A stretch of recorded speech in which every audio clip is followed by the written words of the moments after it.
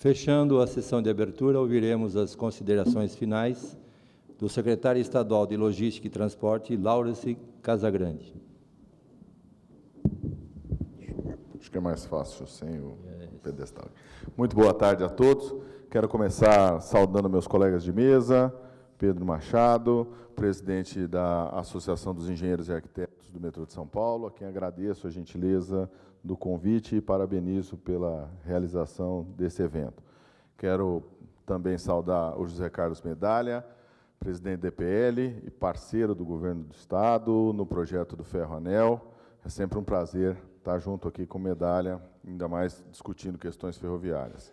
Quero saudar o Luiz Valerim, diretor da Fiesp que também é um importante articulador da indústria paulista e cobra insistentemente, até porque isso é importante, melhores soluções para as questões de logística e transporte do Estado.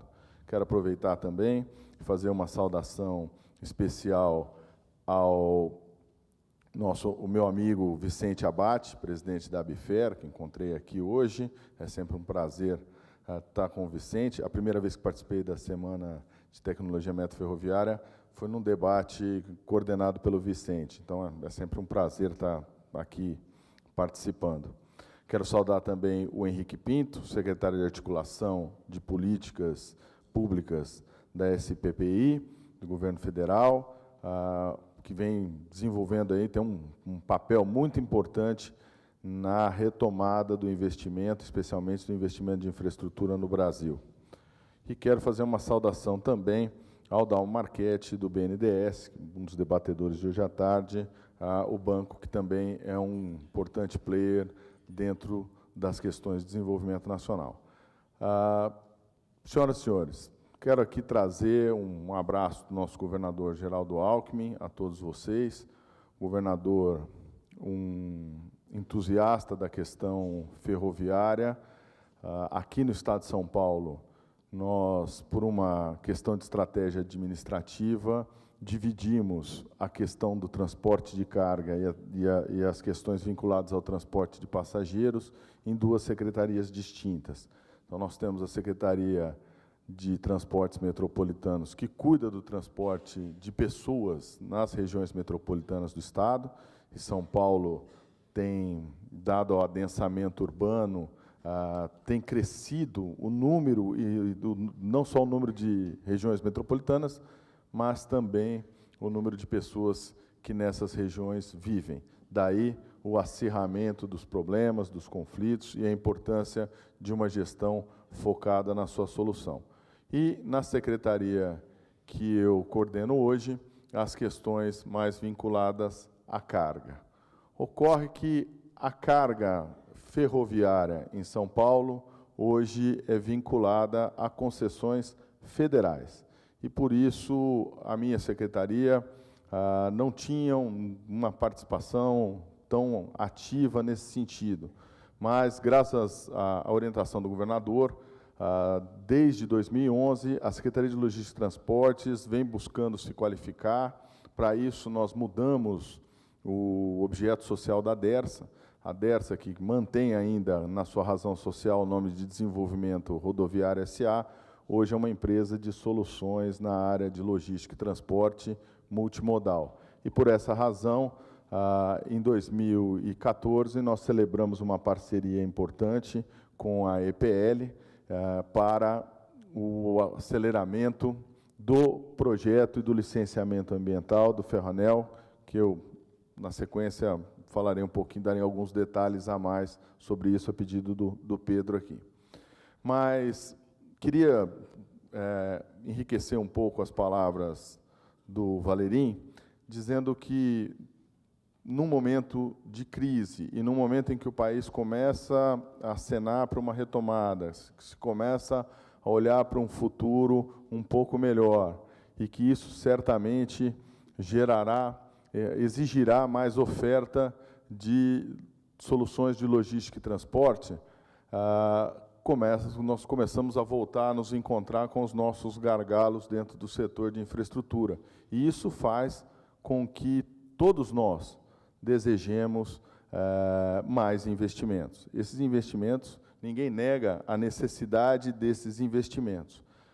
Queria ponderar só nessa questão levantada com relação à antecipação da renovação dos contratos e a discussão das renovações dos contratos, que a discussão ela precisa trazer componentes importantes, e não só apenas a questão de antecipar os investimentos, mas de que a mensuração desses investimentos seja adequada, porque nós estamos colocando agora um horizonte muito mais longo. Então, é preciso se conhecer e se ter certeza da suficiência desses investimentos e da sua perenidade ao longo do tempo, porque nós podemos estar jogando um problema que vivemos hoje para daqui a alguns anos e aí numa escala muito maior. Então, que essa análise seja feita em busca de justiça. Há vantagens para as concessionárias numa antecipação dessa renovação, certamente há vantagens, ou seja, evitar-se-ia uma nova licitação, um novo processo. Então, é preciso que essa vantagem seja adequadamente remunerada, ou seja, que esses investimentos reflitam essa vantagem que se traz. Então, essa é a posição do governo do Estado com relação a essas antecipações, de que isso seja ponderado para que se busque justiça, para que as vantagens que efetivamente se ofereçam a esses concessionários se revertam em mais investimentos, porque esses investimentos são muito importantes. O Estado de São Paulo hoje tem mais de 80% da sua matriz modal montada sobre caminhões.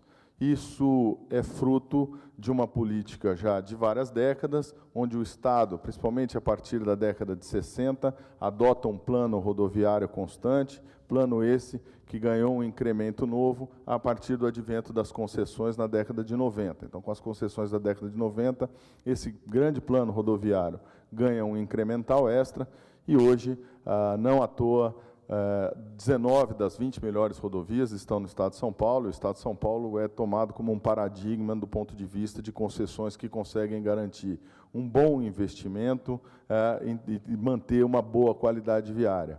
É preciso que a gente tenha isso também nas ferrovias, ou seja, é preciso migrar carga que hoje está no ramal rodoviário para as ferrovias, sob o risco de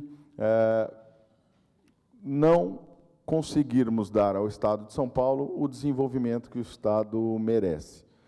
O Estado de São Paulo, por conta dessa predominância da matriz do modal rodoviário dentro da sua matriz modal, tem se tornado um lugar, uma região cara.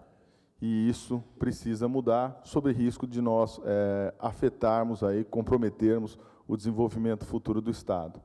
Uma outra questão que é importante, e dada a segmentação estratégica que se usou dentro do processo de concessão ferroviária, e que às vezes fica relegado a um segundo plano, mas que não pode, isso é fundamental, é que pensemos as ferrovias como um modal de transporte completo, não só voltado à carga, mas voltado também aos passageiros. É preciso recuperar o transporte de passageiros de média e longa distância também para o modal ferroviário. Nós precisamos trazer também essa alternativa. Quem mora na região aqui do entorno, em cidades do entorno da região metropolitana de São Paulo e que precisam buscar a capital diariamente, convive com congestionamentos na entrada da cidade, como, por exemplo, o congestionamento que a gente tem na rodovia dos Bandeirantes hoje, onde 5 faixas de rolamento são entregues a 2 faixas de rolamento na Marginal Tietê de cada lado. É natural que esse estrangulamento gere um congestionamento diário. Agora, a solução não passará, certamente, a solução de aumentarmos a caixa para recebermos esses veículos dentro da metrópole é uma solução muito cara. Nós teremos muito mais eficiência se conseguirmos oferecer às pessoas outras alternativas de transporte mais rápidas, mais previsíveis, mais seguras, que as desestimulem a vir de carro a São Paulo e que busquem essas outras alternativas. E para nós, no Estado de São Paulo, é muito claro que a solução é trazermos de volta os passageiros de média distância para o modal ferroviário. Agora, isso só dá para ser feito se for discutido junto com a carga, porque ferrovia é ferrovia. Assim como na rodovia a gente consegue circular carga e pessoas, temos que fazer o mesmo. Então, nossa posição e o nosso pedido é que essas questões sejam colocadas na pauta e que nós tenhamos, sim, justiça, prevalência do interesse público e uma nova alternativa, tanto para os produtos como para as pessoas, nas suas transações, nas suas viagens do dia a dia.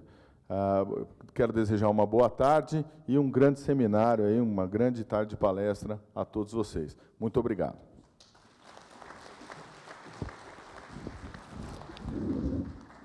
Agradecemos aos componentes da mesa, ao secretário Lawrence, ao senhor José Carlos Medalha, ao senhor Luiz Felipe Valentim e ao presidente da IAMESP. E encerramos a sessão de abertura. Peço a gentileza para que o secretário Lawrence e o senhor José Carlos Medalha permaneçam na mesa para darmos sequência à programação e início da sessão 1, a qual já vou convidar os demais integrantes da mesa.